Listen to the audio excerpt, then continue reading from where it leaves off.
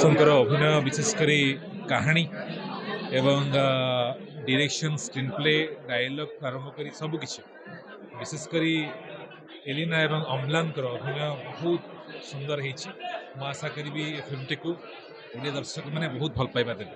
ସମସ୍ତଙ୍କର ଅଭିନୟ ବିଶେଷକରି କାହାଣୀ ଏବଂ ଡିରେକ୍ସନ୍ ସ୍କ୍ରିନ୍ ପ୍ଲେ ଡାୟଲଗ୍ ଆରମ୍ଭ କରି ସବୁକିଛି ବିଶେଷକରି ଏଲିନା ଏବଂ ଅମ୍ଲାନଙ୍କର ଅଭିନୟ ବହୁତ ସୁନ୍ଦର ହେଇଛି।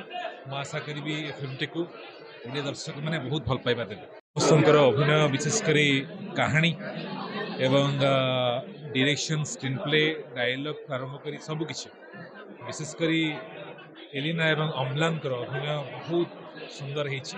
ମୁଁ ଆଶା କରିବି ଏ ଫିଲ୍ମଟିକୁ ଓଡ଼ିଆ ଦର୍ଶକମାନେ ବହୁତ ଭଲ ପାଇବା ଦେବେ। ସମସ୍ତଙ୍କର ଅଭିନୟ ବିଶେଷକରି କାହାଣୀ ଏବଂ ଡିରେକ୍ସନ୍ ସ୍କ୍ରିନ୍ ପ୍ଲେ ଡାୟଲଗ୍ ଆରମ୍ଭ କରି ସବୁକିଛି ବିଶେଷକରି ଏଲିନା ଏବଂ ଅମ୍ଲାନଙ୍କର ଅଭିନୟ ବହୁତ ସୁନ୍ଦର ହେଇଛି।